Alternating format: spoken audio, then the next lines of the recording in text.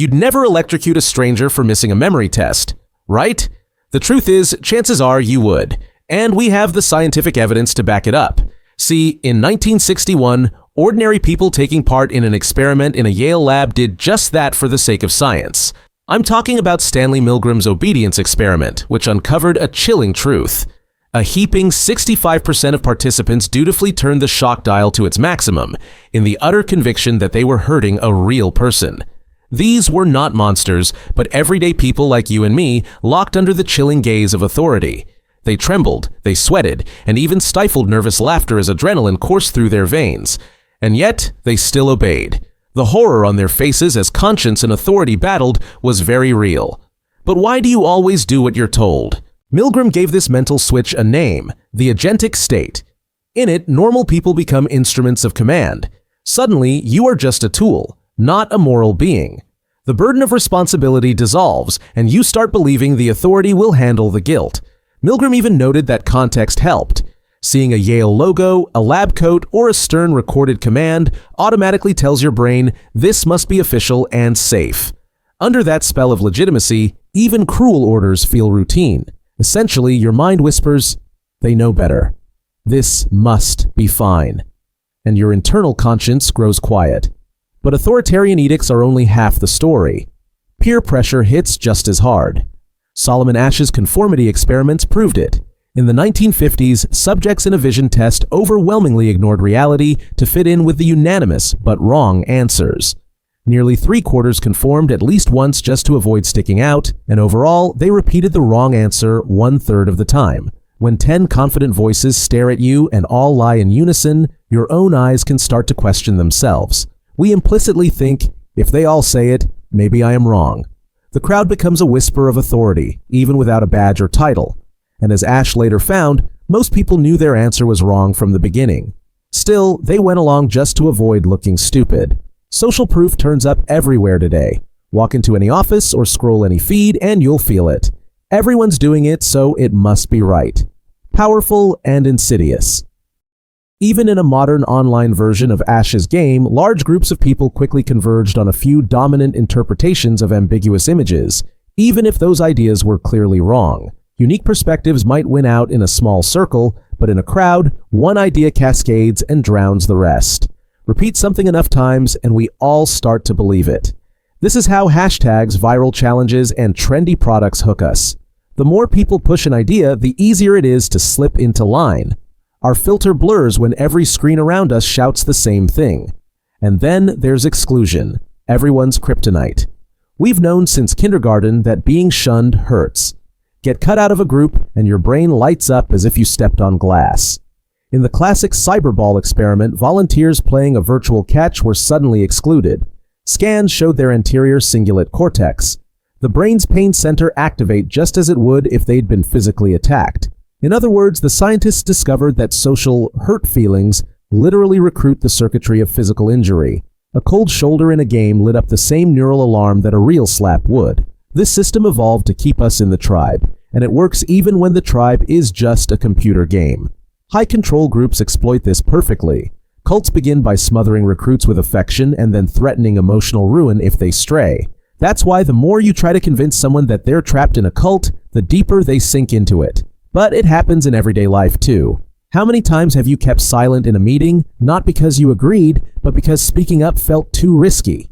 How many cringe-inducing outfits have you bought just to fit in? We hate being the odd one out, and it can send real emotional pain surging through us. Asch's team noted it plainly. People often went along with a patently false majority to avoid being ridiculed.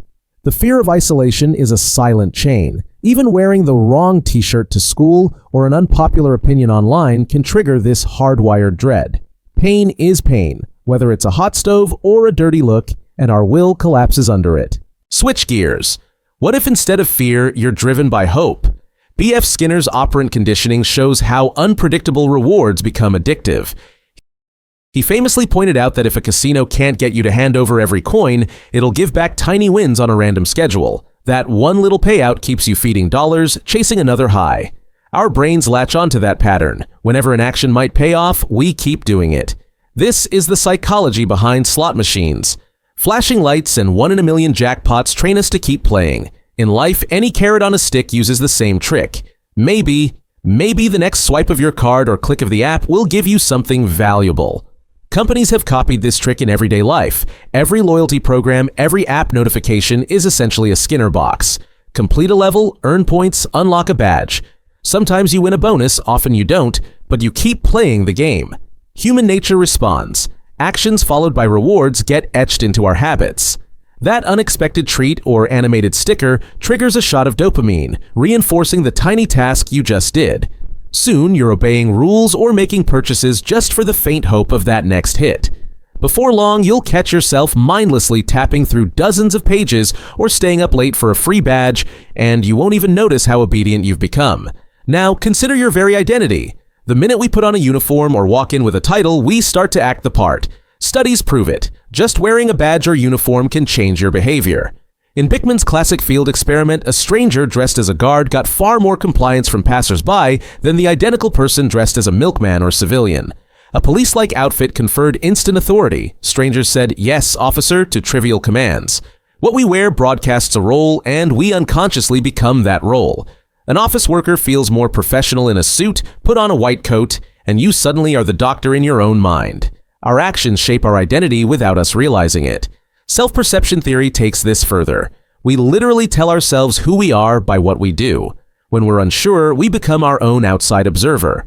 If you find yourself nodding along with an idea or following an instruction, your mind quietly infers, "I must be that kind of person." Obey the corporate grind all day, and you become the dedicated employee. Acquiesce to academic expectations, and you become the model student. Each act reinforces an identity. Perform obedient behavior long enough, and you truly become the obedient type. So the more you behave like a certain character, the more you believe that's who you are. This is woven into the language and cues around us. Phrases like, "as a professional," or "as a good citizen," prime our brains to fill that role. Every time we say, "as a parent," "as a consumer," "as a believer in X," we nudge ourselves deeper into that performance. We underestimate this trap. Humans are quick to shirk personal blame if we see ourselves as just doing our job within a script. We're performers reading a part, not realizing the play's author has our pen. Finally, consider epistemic dependency, the master key of obedience. In a world of experts, most of us simply can't know better.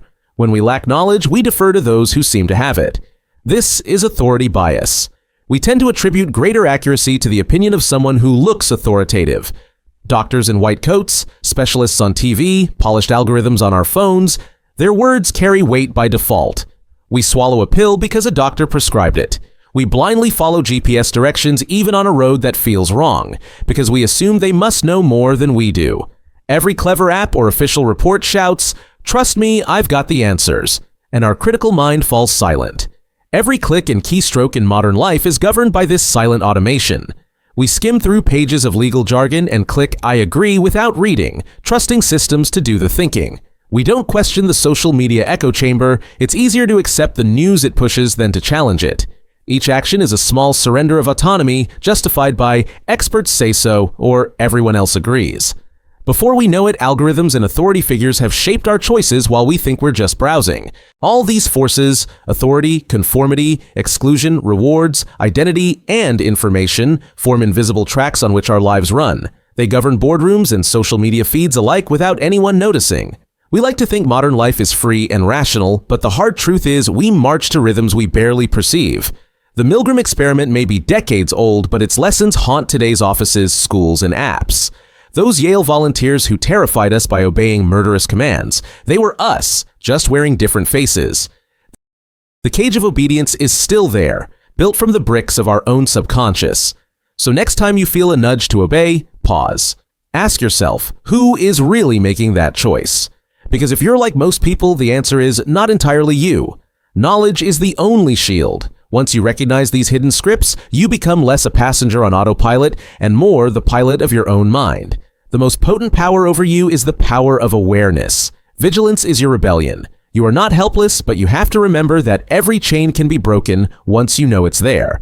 If you enjoyed this video, smash the like button and click here to watch the next one.